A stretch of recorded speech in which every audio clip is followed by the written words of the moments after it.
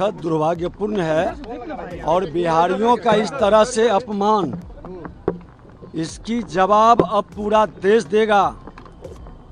मां भारती के संतानों के गौरव का प्रतीक बिहार रहा है। कांग्रेस के देश भर के नेता और आरजेडी के बिहार के सभी नेता को बिहारियों के अपमान में मजा आता है और ये लोग बिहारी को और बिहारी गौरव को अपमानित करने में ये लोग गर्व महसूस करता है। कांग्रेस पार्टी के लोगों को तो बिहारी लोगों के प्रति जो भाव है इसी से समझ आता है। कांग्रेस तो ऑल इंडिया पार्टी है और इतने बड़े राज्य के बिहार के लोगों के प्रति ऐसी ईर्ष्या और घृणा की भावना है। बी से बुद्धा भी तो होता है, तो उनको बुद्धा नहीं समझ में आता है। नमस्कार, मैं हूं शालिनी सिंह और आप देख रहे हैं दर्श न्यूज। हाल ही में जीएसटी रिफॉर्म के तहत बीड़ी पर टैक्स घटाने को लेकर केरल कांग्रेस ने एक विवादित ट्वीट कर दिया है, जिसमें बीड़ी और बिहार की तुलना कर दी गई है। और ये सिर्फ एक ट्वीट नहीं है, बल्कि एक बार फिर से पूरे बिहार और बिहारियों का अपमान है। हम फिर इसलिए कह रहे हैं क्योंकि ये पहली बार नहीं हुआ है। कभी महाराष्ट्र, कभी केरल, तो कभी तमिलनाडु में बिहारियों को सिर्फ इसलिए निशाना बनाया जाता है क्योंकि वे बिहार से आते हैं। प्रवासी मजदूरों पर अत्याचार होते हैं, उन्हें तिरस्कार झेलना पड़ता है। लेकिन पता नहीं लोग ये क्यों भूल जाते हैं कि जिस तिरंगे को वे गर्व से उठाते हैं, उसमें जो अशोक स्तंभ है वो बिहार की ही देन है। देश की पहली और सबसे प्राचीन नालंदा यूनिवर्सिटी भी बिहार में ही थी। बिहार सिर्फ एक राज्य नहीं है, बल्कि भारत की सांस्कृतिक और बौद्धिक आत्मा है।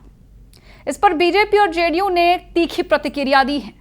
भाजपा ने इसे बिहार और बिहारी प्रवासियों का अपमान बताया, जो बार बार कभी महाराष्ट्र, कभी केरल और कभी तमिलनाडु में होता रहता है, और आरोप लगाया है कि विपक्ष उन लोगों को बिहार लाकर सम्मान देता है जो खुद बिहारियों को नीचा दिखाते हैं। बिहार के डिप्टी सीएम विजय कुमार सिन्हा, केंद्रीय मंत्री नित्यानंद राय और अशोक चौधरी ने कांग्रेस पर करारा हमला बोला है। आइए आपको एक एक कर सुनाते हैं कि उन्होंने क्या कुछ कहा। ये दुखद दुर्भाग्यपूर्ण है और बिहारियों का इस तरह से अपमान, इसकी जवाब अब पूरा देश देगा। मां भारती के संतानों के गौरव का प्रतीक बिहार रहा है। लोग को जानकारी नहीं है कि अखंड भारत का निर्माता बिहार रहा है। ज्ञान विज्ञान की भूमि बिहार रही है और कई धर्मों का उद्गम स्थल बिहार रहा है। आज भगवान बुद्ध का हो, महावीर का हो, आज गुरु गोविंद सिंह जी का हो, या सनातन संस्कृति के माँ जानकी शक्ति की भूमि बिहार रही है। नालंदा से लेके विक्रमशिला बिहार रहा और उन बिहारियों पर प्रश्न उठा के वो देश पर प्रश्न उठा रहा है। और देश पर प्रश्न उठाने वाला देश का गद्दार होता है। देश के हितैषी कतई नहीं हो सकता। किसी भी प्रांत पर कोई भी प्रश्न उठाता है और उसका अपमान करता है, वह मां भारती का संतान नहीं हो सकता।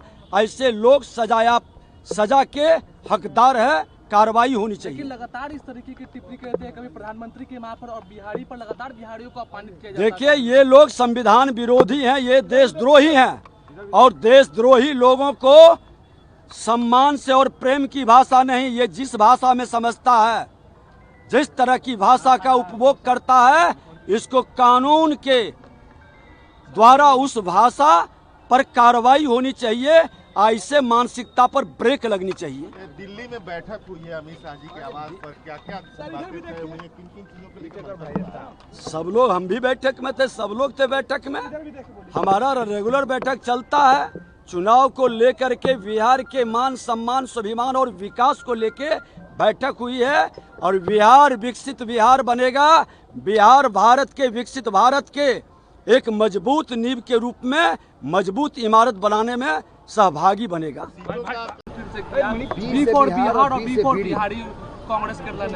देखिए, कांग्रेस के देश भर के नेता और आरजेडी के बिहार के सभी नेता को बिहारियों के अपमान में मजा आता है और ये लोग बिहारी को और बिहारी गौरव को अपमानित करने में ये लोग गर्व महसूस करता है।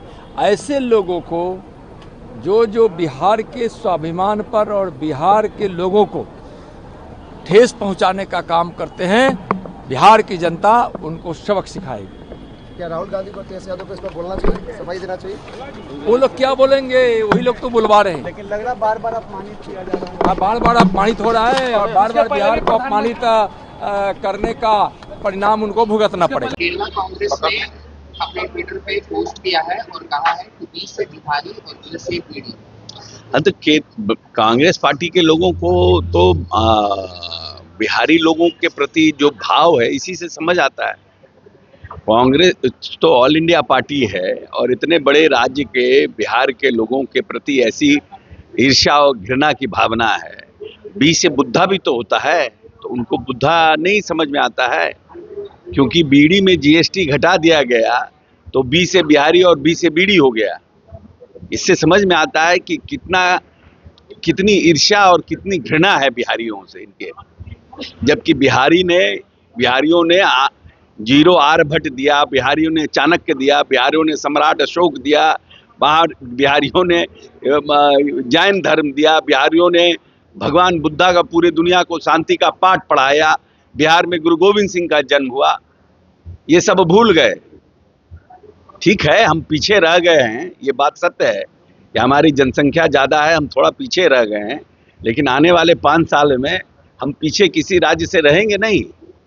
ये सब जो दुर्भावना पाल के कांग्रेस के लोग रखे हैं, इनका मन साफ हो जाएगा अभी 2-4 साल में। अब इस विवाद में आरजेडी नेता मनोज कुमार झा का भी एक बयान सामने आया है, जिसमें उन्होंने पीएम मोदी पर निशाना साधते हुए जीएसटी और ऑनलाइन गेमिंग को लेकर सवाल उठाया है। उन्होंने क्या कुछ कहा, सुनिए। वैश्विक स्तर पर इतना अतीत केंद्रित मैंने नहीं देखा। अरे 11-12 साल से आप अपना रिपोर्ट कार्ड बताओ ना भाई। आज जो आप रिफॉर्म कर रहे हो जीएसटी में, जब आपने इसकी संरचना बनाई थी तब भी विपक्ष के तमाम लोगों ने कहा था कि आपकी इसमें संरचनात्मक विसंगतियां हैं। तब तो आपने कहा मास्टर स्ट्रोक, मिडनाइट सेलिब्रेशन।